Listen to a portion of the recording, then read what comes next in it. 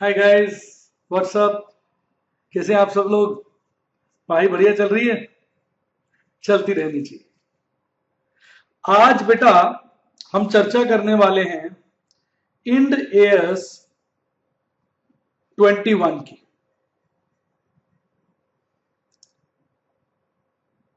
जो कि डील करता है the effects of changes in foreign exchange rates. एक बहुत इंपॉर्टेंट स्टैंडर्ड, आज के समय का, आज के वक्त का एक बहुत ही इंपॉर्टेंट स्टैंडर्ड।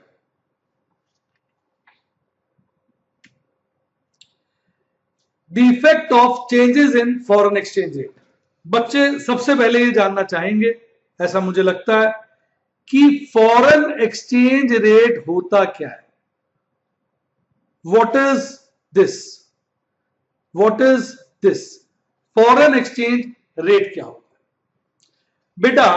जैसे आज आप देखें, एक डॉलर जो है लगभग 65 रुपीज के आसपास है। आज जो डॉलर है लगभग 65 रुपीज के आसपास है। तो ये एक डॉलर को रुपए में चेंज करने का रेट हो गया, इसको बोलेंगे एक्सचेंज रेट। इसी तरह मान लीजिए एक ग्रेट ब्रिटिश पाउंड 84 रुपीज के बराबर है, तो इसका मतलब अगर आपको एक जीबीपी यानी ग्रेट ब्रिटिश पाउंड खरीदना है तो 84 रुपीज देंगे आप, तो आपको एक ग्रेट ब्रिटिश पाउंड मिलेगा। तो ये होता है फॉरेन एक्सचेंज रेट, यानी एक करेंसी को दूसरी करेंसी में कन्वर्ट करने के रेट को फॉरेन एक्सचेंज रेट कहते हैं। अब बेसिकली ये सब चीजें आ क्यों रही है, सब चीजें उठ क्यों रही है? आज अगर हम देखें, हर बिजनेस एंटिटी अपने बिजनेस को बढ़ाना चाह रही है। हर बिजनेस एंटिटी चाहती है कि मैं सबसे बड़ी ऑर्गेनाइजेशन बन जाऊं। हर बिजनेस एंटिटी चाहती है कि मेरी सेल्स, मेरे रेवेन्यू, मेरे प्रॉफिट हर साल बढ़ते रहे, बढ़ते रहे, बढ़ते रहे। तो होता क्या है कि वो जिस एनवायरनमेंट में काम कर रहे होते हैं उसका एक सैचुरेशन पॉइंट होता है। तब उनको लगता है कि यार जो डोमेस्टिक कंट्री है जिसके अंदर हम काम कर रहे हैं, इसमें हम जितना एक्सपैंड कर सकते थे कर लिया, अब और एक्सपेंशन तो बहुत स्लो, बड़ी ही धीमी गति से होगी, स्लो रेट पे होगी। तो क्यों ना हम अपने विंग्स फॉरेन कंट्रीज की तरफ बढ़ाएं, क्यों ना हम अपने व्यापार को, अपने बिजनेस को स्प्रेड करें बियॉन्ड डोमेस्टिक बाउंड्रीज। तो business entities develop foreign activities to spread their business beyond domestic borders। तो वो अपने देश के बॉर्डर्स के बाहर अपने बिजनेस को ले जाते हैं। जैसे एक पंछी एक देश छोड़ के दूसरे देश में चला जाता है, इसी प्रकार से जो बिजनेस ऑर्गेनाइजेशंस हैं वो अपने व्यापार को अपने देश के अंदर के साथ साथ विदेशों में भी बढ़ाने की कोशिश करती है, जिसकी वजह से एक्सपोर्ट और इंपोर्ट शुरू हो जाता है। कुछ बच्चे मुझे बता रहे थे सर एक्सपोर्ट इंपोर्ट में हम कंफ्यूज हो जाते हैं, तो थोड़ा सा उनके लिए मैं बता देता हूं एक्सपोर्ट और इंपोर्ट क्या होता है। मान लीजिए इंडिया जो है वो गुड्स सेल करता है जर्मनी में, तो हम कहेंगे कि इंडिया ने गुड्स एक्सपोर्ट किए हैं और जर्मनी ने गुड्स इंपोर्ट किए हैं। क्लियर? यानी जो गुड्स बेच रहा है, जो सेलर है फॉरेन ट्रेड के अंदर, जो सेलर है गुड्स का, सर्विसेज का, वो एक्सपोर्टर हो गया, और जो बायर है गुड्स का, सर्विसेज का, वो इंपोर्टर हो गया। तो क्लियर हो गया आपको? जो बायर है वो इंपोर्टर हो गया और जो सेलर है वो एक्सपोर्टर हो गया। कुछ एक बच्चे मैंने देखा है वो इस टर्म्स में कंफ्यूज हो जाते हैं। वैसे आपको लग रहा होगा इजी टर्म्स है, सच में इजी है, फिर भी मैंने इसको क्लियर करा दिया। तो होता क्या, जब हम अपने बिजनेस को बढ़ाते हैं तो क्या शुरू हो जाता है? Export import. आज आप देखेंगे ऐसी ढेरों इंडियन कंपनीज हैं जो गुड्स को बाहर बेच रही हैं, यानी गुड्स एक्सपोर्ट कर रही हैं। और ऐसी ढेरों इंडियन कंपनीज हैं जो बाहर से गुड्स मंगाकर इंडिया में बेच रही हैं, यानी कि गुड्स को इंपोर्ट कर रही हैं। तो अब इससे होता क्या? अब समस्या क्यों आती है? समस्या इसलिए आती है कि अगर हम पूरे वर्ल्ड की बात करें तो 2, 4, 5, 10 करेंसीज नहीं है, 150 करेंसीज से ज्यादा है। 150 डिफरेंट करेंसीज है, उससे ज्यादा करेंसीज हैं जिसमें आज हम डील कर सकते हैं। तो आप इमेजिन करिए कितने सारे एक्सचेंज रेट हो जाएंगे, आप समझ इमेजिन करके देखिए।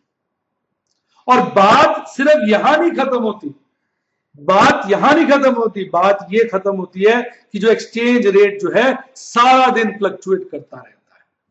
अगर आज मैं बताऊं, मान लो आप सुबह देखेंगे कि जो $1 है वो बराबर है 64 रुपीज 5 पैसा मॉर्निंग में। आप आफ्टरनून में देखेंगे $1 जो है वो बराबर हो गया 64 रुपीज 35 पैसा आफ्टरनून में। और बाद में आप शाम को इवनिंग में देखेंगे तो आप हैरान हो सकते हैं, हो सकता है $1 जो है वो 64 रुपीज 90 पैसा हो जाए और गिर के हो सकता है 63 रुपीज 90 पैसा हो जाए। मतलब मैं ये नहीं कह रहा वो सिर्फ बढ़ेगा, दिन भर में इतना ज्यादा उतार चढ़ाव होता है कि आप सोच नहीं सकते। तो जब हम इंपोर्ट एक्सपोर्ट की बातें करते हैं तो हमारे सामने दो विचित्र समस्याएं आ जाती है। एक, हमारे सामने ढेरों करेंसीज आ जाती हैं जिसमें व्यापार होते हैं, और दो, इन करेंसीज के रेट दिन भर में 20 बार क्या 100 बार बदलते हैं, घटते हैं बढ़ते हैं, घटते हैं बढ़ते हैं। तो अब इमेजिन करिए, पहले आप एक बिजनेस कर रहे हैं नॉर्मल कोर्स में इंडिया के अंदर, रुपए में माल खरीदते हैं, रुपए में माल बेचते हैं, कोई दिक्कत नहीं। अब आपने इंपोर्ट एक्सपोर्ट के काम में एक में या दोनों में लग गए तो आपके सामने ₹1 जो था उसकी जगह ढेरों करेंसीज आ जाएंगी, फिर उन करेंसीज के ढेरों रेट आ जाएंगे। तो इन सबसे जो है समस्याएं बढ़ जाती हैं। अब समस्या क्या अराइज होती है? समस्या ये अराइज होती है कि जब हम फॉरेन एक्टिविटीज में लग जाते हैं, यानी हम इंपोर्ट एक्सपोर्ट के काम में लग जाते हैं, फॉरेन करेंसीज में डील करना शुरू कर देते हैं, तो हमारे सामने ये समस्या आ जाती है कि भाई अब इस प्रॉब्लम ऑफ रिपोर्टिंग, अब इन फॉरेन एक्टिविटीज को हम अपने फाइनेंशियल स्टेटमेंट्स के अंदर किस तरह से करेक्टली रिपोर्ट करें। हाँ, ही ना रिपोर्टिंग की प्रॉब्लम। अब आपने गुड्स एक्सपोर्ट कर दिया, मैं आपको एक एग्जांपल देके समझाता हूं प्रॉब्लम कैसे आती है, प्रॉब्लम किस तरह की, सबके सॉल्यूशन स्टैंडर्ड सॉल्यूशन ही बताता है प्रॉब्लम कैसे आती है। मैं आपको समझाता हूं। जैसे मान लीजिए 1 जनवरी को आपने एक्सपोर्ट किया गुड्स,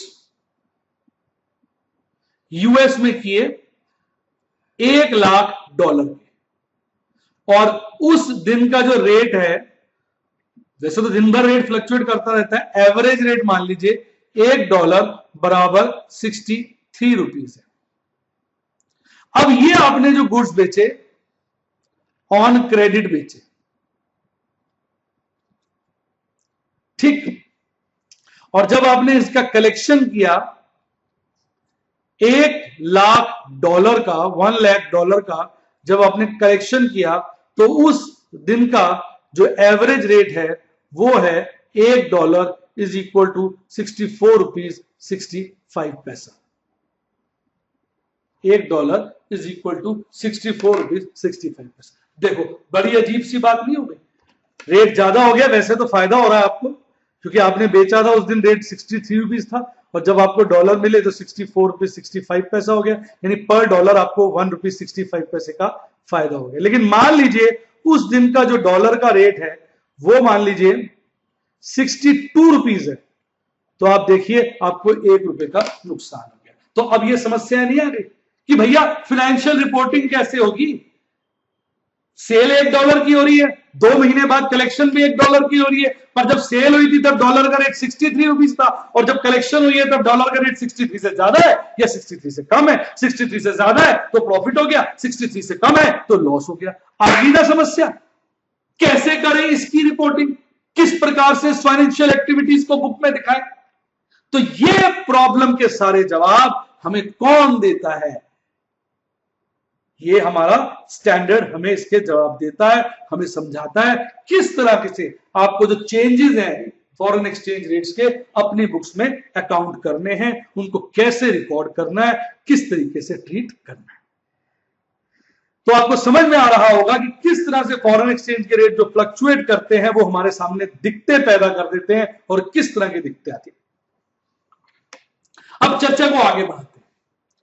अब देखिए, हम फॉरेन एक्टिविटीज में जब इन्वॉल्व होते हैं तो किस तरह से हम फॉरेन एक्टिविटीज को डिफाइन कर सकते हैं। एक, transactions in foreign currency like imports and exports. तो एक जो फॉरेन एक्टिविटी हो जाती है कि आपकी जो ऑर्गेनाइजेशन है वो अपने देश में ही काम कर रही है, पर वो विदेशों में, फॉरेन कंट्रीज में या तो गुड्स सेल करती है मतलब एक्सपोर्ट करती है, या उनसे गुड्स खरीदती है यानी इंपोर्ट करती है।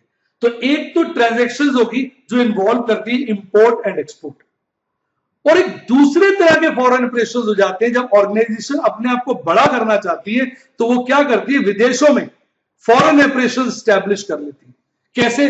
विदेशों में कंपनियां खोल लेती है जिनको हम सब्सिडरी कंपनी कहेंगे। सब्सिडायरी कंपनीज वो होती है जो हमने विदेशों में खोली है और उसके हम ओनर है। इंडियन कंपनीज ने फॉरेन कंट्रीज में कंपनीज खोल ली जिसके मेजॉरिटी शेयर्स इंडियन कंपनी के पास है, तो जो फॉरेन कंपनी की जो है जिसके मेजॉरिटी शेयर्स इंडियन कंपनी के पास है वो कहलाएगी सब्सिडायरी कंपनी, और जो इंडियन कंपनी है वो कहलाएगी होल्डिंग कंपनी। इसके अलावा इंडियन कंपनी क्या कर सकती है, अपनी ब्रांचेस खोल सकती है अब्रॉड। इसके अलावा इंडियन कंपनी क्या कर सकती है, it can enter into joint venture abroad. तो इस तरह से जो इंडियन कंपनीज हैं वो अपने फॉरेन ऑपरेशंस फैला सकती हैं विदेशों में। तो फॉरेन एक्टिविटीज को मोटा मोटा हम दो कैटेगरीज में क्लासिफाई कर सकते हैं। एक, आपके ऑपरेशंस इंडिया में ही सीमित है, आप इंपोर्ट एक्सपोर्ट कर रहे हैं। दो, आपने अपने काम इतना बढ़ा लिया कि आपने फॉरेन कंट्रीज में अपने फॉरेन ऑपरेशंस करना शुरू कर दिया, which can be either through subsidiaries, through branches और through joint ventures. So this way you are expanding your business. अब प्रश्न उठता है फंक्शनल करेंसी का। अब करेंसी को एक हम कहते हैं फंक्शनल करेंसी। फंक्शनल करेंसी का मतलब होता है कि जो फॉरेन ऑपरेशंस हैं आपके, इनको आप अपनी, अब जैसे आप इंपोर्ट करेंगे, एक्सपोर्ट करेंगे, you will be dealing in foreign currencies. अगर आप you have entered into foreign operations, तो फॉरेन ऑपरेशंस में क्या होगा, सब्सिडरी में आपने पैसा लगाया, उससे आपको डिविडेंड मिलेगा, that will be in foreign currency. So you need to report all your foreign activities in your financial statements and you maintain financial statements in functional currency. तो मोटा मोटा फंक्शनल करेंसी वो हो गई उस देश की करेंसी होगी जहां आप मेजर टाइम ऑपरेट करते हैं, जो आपका बेस है। तो अब आपको फॉरेन एक्टिविटीज को डोमेस्टिक करेंसी कह लीजिए या फंक्शनल करेंसीज कह लीजिए, उसमें आपने उसको रिपोर्ट करना होता है। दूसरी हो जाती है प्रेजेंटेशन करेंसी। प्रेजेंटेशन करेंसी को आप ये समझ सकते हैं, देखिए मैं आपको बताता हूं, आपको एक एग्जांपल से समझाता हूं, वो क्लियर हो जाएगा। अभी एक एग्जांपल और भी दूंगा, अभी एक बता रहा हूं। XYZ लिमिटेड जो है सब्सिडायरी बना लेती है ABC limited, ABC incorporated US के अंदर। Is that clear? Now it has gone for a subsidiary in US with the name ABC Incorporated. अब सब्सिडायरी कंपनी जो होती है इसको डिविडेंड्स देती है अपनी होल्डिंग कंपनी, $2 लाख US। अब इस डिविडेंड्स को XYZ लिमिटेड को अपनी बुक्स में दिखाना है और उसके लिए वो क्या यूज करेगी, functional currency. So it has to account receipt of $2 lakh of dividend from ABC Incorporated, and that is it has to record in its functional currency. अब के इसके अलावा XYZ लिमिटेड अपनी सब्सिडरी के अपनी परफॉर्मेंस को समझना चाहती है, वो परफॉर्मेंसेस जो रिकॉर्ड्स हैं, जो फाइनेंशियल रिकॉर्ड्स हैं, जो एबीसी इनकॉर्पोरेटेड आईएनसी बोल देते हैं, वो मेंटेन होते हैं डॉलर्स के अंदर। पर अब ये डॉलर्स वाले रिकॉर्ड हमें XYZ को देने होते हैं ताकि वो उसको अंडरस्टैंड कर पाए, तो इसके लिए हमें उसको प्रेजेंटेशन करेंसी में कन्वर्ट करना पड़ता है। यानी presentation currency that is the one other than own currency. तो एबीसी इनकॉर्पोरेटेड की फंक्शनल करेंसी कौन सी होगी? डॉलर। यस और नो? XYZ की फंक्शनल करेंसी कौन सी होगी? रुपी। अब XYZ जो है एबीसी इनकॉर्पोरेटेड के फाइनेंशियल रिकॉर्ड्स अपने रिकॉर्ड्स के साथ मर्ज करके कंसोलिडेटेड रिपोर्टिंग करना चाहती है, तो उसको एबीसी इनकॉर्पोरेटेड के रिकॉर्ड्स जो कि डॉलर्स में मेंटेन है रुपी में कन्वर्ट करने पड़ेंगे। तो एबीसी इनकॉर्पोरेटेड के लिए रुपी जो हो गया वो प्रेजेंटेशन करेंसी हो गया। अब बताइए मजा आया कि नहीं? अभी एक एग्जांपल और आएगा और आपको क्लियर हो जाएगा। तो यानी बेसिकली अब हमारे ऑब्जेक्टिव्स क्या है? हमारा स्टैंडर्ड कहता है भाई हमारे ऑब्जेक्टिव्स क्या है? पहला, हाउ टू इंक्लूड, ये सब how to include foreign currency transactions and foreign operations in this financial statement that is in functional currency. तो जो कंपनी है जो फॉरेन करेंसी ट्रांजैक्शंस में इन्वॉल्व कर रही है अपने आप को थ्रू इंपोर्ट्स और एक्सपोर्ट्स और थ्रू फॉरेन ऑपरेशंस, जो भी उसकी ट्रांजैक्शंस हो रही है इस दौरान, उसको किस प्रकार से अपने फाइनेंशियल स्टेटमेंट्स में दैट इज फंक्शनल करेंसी में वो उसको ट्रांसलेट करेगी, उसको इंक्लूड करेगी, किस तरह से इंक्लूड करना है, इस चीज से स्टैंडर्ड डील करता है। दूसरा स्टैंडर्ड ये डील करता है कि किस प्रकार से पूरा का पूरा फाइनेंशियल ऑपरेशन जो फंक्शनल करेंसी में मेंटेन्ड है वो प्रेजेंटेशन करेंसी में कैसे ट्रांसलेट किया जाएगा, ताकि और ऑर्गेनाइजेशंस जो उसको यूज कर रही हैं उसको यूज कर सके। तो बेसिकली क्या मतलब हुआ? अगर एक ऑर्गेनाइजेशन से बात करें, एक ऑर्गेनाइजेशन अपनी फॉरेन ट्रांजैक्शंस को किस तरह से अपनी बुक्स के अंदर इनकॉर्पोरेट करेगी, यानी फंक्शनल करेंसी में प्रेजेंट करेगी, एक ऑब्जेक्टिव ये हो गया। दूसरा ऑब्जेक्टिव, वो ऑर्गेनाइजेशन अगर उसके फाइनेंशियल स्टेटमेंट किसी फॉरेन एंटिटी ने यूज करने हैं तो कैसे अपने फाइनेंशियल स्टेटमेंट को दूसरी करेंसी में ट्रांसलेट करेगी, और दूसरी जो करेंसी है वो कहलाएगी प्रेजेंटेशन करेंसी। कैसा लगा है? अब मैं आपको एक एग्जांपल से बताता हूं और अच्छा लगेगा। अब ये एक इंडियन एंटिटी है, अपने जाने पहचाने साधु जी हैं, ये एक बिजनेस हाउस बना लिया है इन्होंने, इंडिया से जो है ये काम करते हैं, इंडियन एंटिटी हो गई। अब ये गुड्स बेचते हैं, गुड्स बेच रहे हैं किसको? जर्मन कस्टमर को। तो जो इंडियन एंटिटी है जब जर्मन कस्टमर को गुड्स बेचती है तो फॉरेन करेंसी में डील करती है। अब इसको जो पैसा मिलना है जर्मन कस्टमर से वो यूरो में मिलना है, जो माल बेचा है और जो उसका पैसा लेना है वो यूरो में लेना है। अब इस यूरो वाली करेंसी को किस प्रकार से अपनी फंक्शनल करेंसी जो कि रुपी होगी उसमें ट्रांसलेट किया जाए, उस करेंसी में इंक्लूड किया जाए, इस मुद्दे से डील करता है हमारा ये अकाउंटिंग स्टैंडर्ड। कैसा लगा? अब ये जो इंडियन एंटिटी है बेसिकली एक अमेरिकन कंपनी की सब्सिडायरी है, यानी जो इसकी पेरेंट कंपनी है, होल्डिंग कंपनी है, it is an American company. अब इसको अपनी जो फाइनेंशियल रिपोर्ट्स है वो सारी की सारी पेरेंट कंपनी को प्रोवाइड करनी होती है, ताकि पेरेंट कंपनी इवैल्यूएट कर सके कि किस प्रकार से इंडियन एंटिटी परफॉर्म कर रही है। अब पेरेंट कंपनी यूएस में लोकेटेड है, उसको रुपए में बातें कम समझ में आएंगी, तो इंडियन एंटिटी अपने फाइनेंशियल स्टेटमेंट्स को ट्रांसलेट करेगी किसमें, डॉलर में। तो डॉलर क्या हो गया, प्रेजेंटेशन करेंसी।